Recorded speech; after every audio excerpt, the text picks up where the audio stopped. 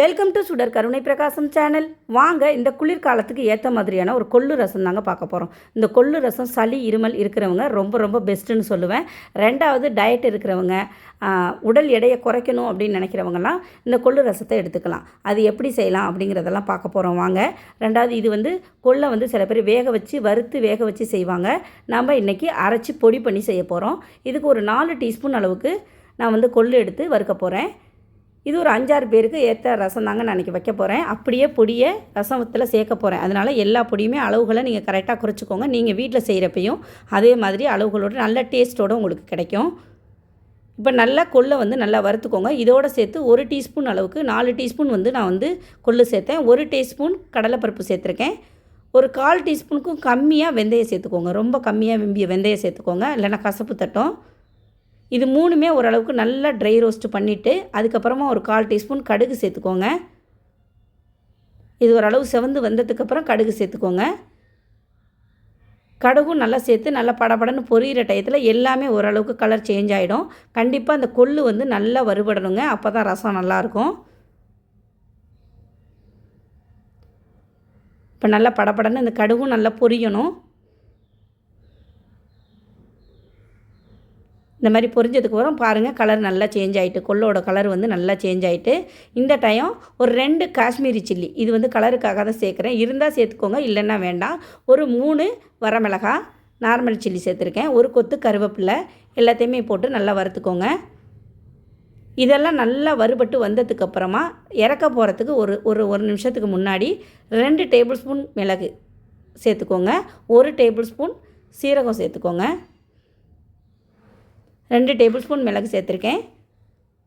1 table spoon சீரகம். இதை போட்டு லைட்டாக டோஸ்ட் பண்ணால் போருங்க. அதாவது ரொம்ப நேரம் வதக்கிடாதீங்க. ஏன்னா அந்த மிளகு சீரகம் பச்சையாகவே அரைச்சி போடுவாங்க.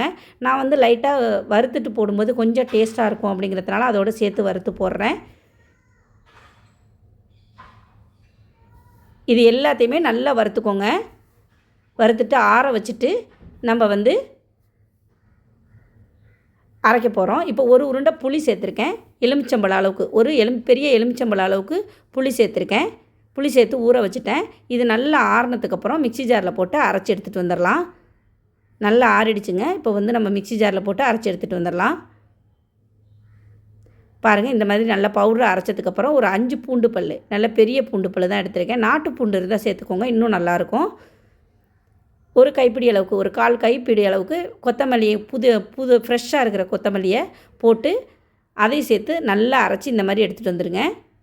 இது எல்லாத்தையுமே சேர்த்து தாங்க நம்ம ரசம் வைக்க போகிறோம். ரொம்ப நல்லா காரசாரமாக இருக்கும் இந்த ரசம். நல்லா உடம்பு சரியில்லை, சளி இருமல்லாம் அதிகமாக இருக்குது அப்படின்னு நினச்சிங்கன்னா கண்டிப்பாக நான் சொன்ன இந்த பொடியை நடத்தி வச்சுக்கிட்டு கண்டிப்பாக நீங்கள் செஞ்சு பாருங்கள். ரசம் ரொம்ப சூப்பராக இருக்கும். ரெண்டாவது இந்த சளி இருமல் நல்ல ஒரு கேட்கும். நம்ம மருந்து மாத்திரை எவ்வளோ சாப்பிட்டாலும் இந்த இருமல்லாம் நிற்காது. இந்த கொள்ளு ரசம் கண்டிப்பாக உடம்புக்கு நல்லாயிருக்கும். இப்போ பொடி நடத்தி வச்சாச்சு. ஒரு 3 தக்காளி, மீடியம் சைஸ் தக்காளியை அந்த காம்பு பகுதியை மட்டும் அரிஞ்சிட்டு எடுத்து வச்சுருக்கேன். இதை ஒரு பவுலில் சேர்த்துக்கலாம். ஒரு கிண்ணத்தில் சேர்த்துட்டு நல்லா கரைச்சி விடுங்க. எல்லாமே கூட்டி வச்சு தான் நம்ம ரசம் வைக்க போகிறோம். இப்போ தக்காளியை நல்லா பிசைஞ்சு விட்டாச்சு. நல்லா பிசைஞ்சதுக்கப்புறம் புளியை கரைச்சி விட்டுக்கோங்க. நான் ஒரு எலுமிச்சம்பழம் அளவுக்கு புளியை ஊற போட்டிருந்தேன். அதை ஒரு 2 தண்ணி ஊற்றி கரைச்சி ஊற்றிக்கோங்க. உப்பு, புளி, காரம் இந்த ரசத்துக்கு நல்லா இருந்தால் மட்டும்தான் இந்த ரசம் நல்லாயிருக்கும். அதனால் புளிப்பு கரெக்டாக இருக்கணும் இந்த ரசத்துக்கு. ஏன்னா காரம் அந்த அளவுக்கு நம்ம சேர்க்குறோம். அதனால் புளிப்பும் கரெக்டாக இருந்தால் தான் ரசம் நல்லாயிருக்கும்.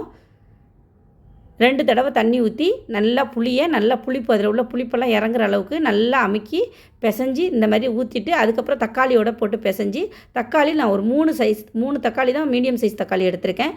இல்லை உங்களுக்கு பெரிய தக்காளியாக இருந்தால் 2 எடுத்தால் போகிறோம். ரொம்ப சேர்க்க வேண்டாம் தக்காளி. இப்போ நம்ம அரைச்ச பொடியை, அந்த கொள்ளு பொடியை இதில் சேர்த்துக்கலாம். நல்லா அந்த கொள்ளு பொடி வறுத்து நடத்தும் போதே கிச்சனே நல்ல ஸ்மெல்லாக இருக்குங்க, வாசமாக இருக்கும். இப்போ மஞ்சத்தூள் ஒரு 1/4 டீஸ்பூன் சேர்த்துக்கலாம். உப்பு தேவையான அளவு கல் உப்பு சேர்த்து எல்லாத்தையுமே நல்லா கரைச்சிக்கலாம். கொஞ்சமாக கொத்தமல்லி தழை, ஃப்ரெஷ் கொத்தமல்லி தழை இதோட போட்டு நல்லா கையால் பிசைஞ்சு விட்டுருங்க. நல்லா இந்த மாதிரி கையால் பிசைஞ்சிட்டு அந்த சாரெல்லாம் அதில் இறங்கணும். அப்போ தண்ணியில் இறங்கும்போது தான் இந்த ரசத்தை நம்ம கொதிக்க வைக்க போகிறதில்ல. அதனால் எல்லாமே நல்லா கையால் நல்லா கரைச்சி கூட்டி வச்சு நம்ம கொதிக்க வச்சு நம்ம இது பண்ணும்போது நல்லாயிருக்கும். இப்போ மிக்ஸி ஜாரையும் நல்லா கழுவி இதில் கூட ஊற்றிக்கோங்க. ஏன்னா இந்த ரசம் வந்து நம்ம கொதிக்க வைக்கும்போது நல்லா திக்காகும். அதனால் நல்லா தண்ணி ஓரளவுக்கு தாராளமாகவே வச்சுக்கோங்க. அதனால் ஒன்றும் இல்லை. அந்த உப்பு புளி காரம் மட்டும் செக் பண்ணிக்கோங்க. உப்பு இருக்கான்னு பார்த்து வாயில் விட்டு பார்த்துட்டு அதுக்கப்புறம் நீங்கள் எல்லாத்தையுமே கூட்டி வச்சாச்சு. இப்போ மண் சட்டி அடுப்பில் வச்சாச்சு. 1 டேபிள் ஸ்பூன் நல்லெண்ணெயில் தாளிங்க. இந்த ரசம் ரொம்ப நல்லாயிருக்கும். எண்ணெய் நல்லா சூடானதுக்கப்புறம் 1 டீஸ்பூன் கடுகு சேர்த்துக்கோங்க. 1/2 டீஸ்பூன் வெந்தயம் சேர்த்துக்கோங்க. இது ரெண்டுமே நல்லா வறுபட்டு வந்ததுக்கப்புறமா காஞ்ச மிளகாய், கட்டி பெருங்காயம் நான் சேர்க்குறேன். ஒரு துண்டு கட்டி பெருங்காயம். நம்ம எதுலேயுமே வறுக்கிறதுலையெல்லாம் வந்து நான் வந்து கட்டி பெருங்காயம் சேர்க்கலை. இப்போ தான் தாளிக்கும் போது மட்டும்தான் நான் கட்டி பெருங்காயம் சேர்க்குறேன். சில பேர் வந்து அந்த ரசப்பொடி அரைக்கும் போதே வந்து வறுத்து அரைச்சி வச்சுருவாங்க. அது அந்த வாசம் போயிடும் அப்படிங்கிறதுனால நான் வந்து தாளிக்கும் போது சேர்க்குறேன். கண்டிப்பாக கட்டி பெருங்காயம் சேருங்க. இந்த ரசம் வந்து இந்த வாய்வு தொல்லையெல்லாம் இருக்காது. ஏன்னா பருப்புனாலே வாய்வு தானே. அதனால் வந்து இந்த பெருங்காயம் சேர்க்குறப்போ ரசமும் நல்லா வாசமாக இருக்கும், நல்லாயிருக்கும் உடம்புக்கு. இப்போ நல்லா வறுபட்டு வந்துருச்சு. இப்போ காஞ்ச மிளகாய் ஒரு 3 காஞ்ச மிளகாய் தாளிக்கிறதுக்கு சேர்த்துருக்கேன். கருவேப்பிலை சேர்த்துருக்கேன். சேர்த்துட்டு நல்லா தாளித்து விட்டுட்டு இவ்வளவு தான் தாளிப்பு. இப்போ நம்ம கூட்டி வச்சுருக்க ரசத்தை எடுத்து இதில் ஊற்றிக்கலாம். இந்த ரசம் வந்து கொதிக்க வைக்கக்கூடாதுங்க. அதாவது ஒரு கொதி வரணுங்க. நல்லா தண்ணியை ஊற்றிட்டு நம்ம கூட்டி வச்சுருக்க அந்த ரசத்தை எடுத்து ஊற்றிட்டு நல்லா தண்ணி இன்னும் கொஞ்சம் எக்ஸ்ட்ரா தண்ணி கலந்து ஊற்றி, ஏன்னா அடியிலெல்லாம் நம்ம அரைச்சி வச்ச அந்த பவுட்ரு பொடி கெட்டியாக இருக்கும். அதனால் தண்ணி கொஞ்சம் ஊற்றி விட்டு நல்லா கலக்கி விட்டுருங்க. நல்லா கலக்கி விட்டுட்டு தேவையான அளவு தண்ணி வச்சுட்டு உப்பு புளி வாயில் விட்டு பார்த்துக்கோங்க. ஏன்னா தண்ணி அதிகமாக விட்டுட்டாலும் உப்பு புளி காரம் இருக்காது. அதெல்லாம் செக் பண்ணி பார்த்துக்கோங்க. நல்லா பார்த்துட்டு உப்பு பத்தலைன்னா நான் கொஞ்சம் போட்டுக்கோங்க. போட்டுட்டு நல்லா கலக்கி விட்டுட்டு நான் வந்து கொஞ்சோண்டு உப்பு இருக்கான்னு செக் பண்ணி பார்க்குறேன். கரெக்டாகவே இருக்குது எனக்கு. நல்லா கொதிக்க விடுங்க. மூடி போட வேண்டாம். நல்லா வந்து ஃபயரை நல்லா வச்சுட்டு ஒரு மீடியம் ஃப்ளேமுக்கு கொஞ்சம் கூட வச்சுட்டு அப்படியே விட்டுருங்க. அது மண் சட்டியில் வைக்கிறோமா, அது வந்து இருக்க கொதிச்சுட்டே இருக்கும் பாருங்கள். அப்படியே பபிள்ஸ் வர ஆரம்பிக்குது. இந்த டைம் கரண்டியை வச்சு ஒரு கிண்டி விட்டு ஒரு கொதி விட்டால் போருங்க. கண்டிப்பாக கொள்ளு ரசம் ஒரு கொதி விடணும். ரொம்ப 2-3 கொதினா, ஒரு கொதினா அந்த ஒரு கொதி வந்து அப்படியே ஒரு கரண்டியால் ஒரு கிண்டிட்டு மூடி வச்சிட்டிங்கன்னா போகிறோம். அவ்வளோதான். இதில் மேலே கொத்தமல்லி தழை தூவி சாப்பிட்லாம். ரொம்ப நல்லாயிருக்கும். சுட சுட சாதத்தில் இந்த கொள்ளு ரசத்தை ஊற்றி சாப்பிட்றப்ப அவ்வளோ நல்லாயிருக்கும். 2வது வந்து டயட்டெல்லாம் இருக்கிறவங்க ரொம்ப வந்து இந்த கொள்ளு ரசத்தை குழம்பாவோ இல்லை துவையலாவோ சாப்பிட்றது ரொம்ப நல்லது.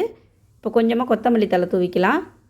நல்ல வாசமாக இருக்குங்க அந்த ரசம். நல்ல காரமாகவும் இருக்கும். நம்ம வந்து சாப்பிட்றப்ப சாதத்தில் சுடு சாதத்தில் போட்டு ஒரு அப்பளத்தை தொட்டுக்கிட்டோ இல்லை ஒரு வத்தலை தொட்டுக்கிட்டோ சாப்பிட்லாம். அந்தளவுக்கு டேஸ்டியாக இருக்கும். இந்த கொள்ளு ரசம் உங்களுக்கு பிடிச்சிருந்துச்சுன்னா சுடர் கருணை பிரகாசம் சேனலுக்கு மறக்காமல் சப்ஸ்கிரைப் பண்ணுங்கள், லைக் பண்ணுங்கள், ஷேர் பண்ணுங்கள், கமெண்ட் பண்ணுங்கள். எப்போதும் போல் உங்கள் சப்போர்ட் கொடுத்துட்டே இருங்க. நன்றி, வணக்கம்.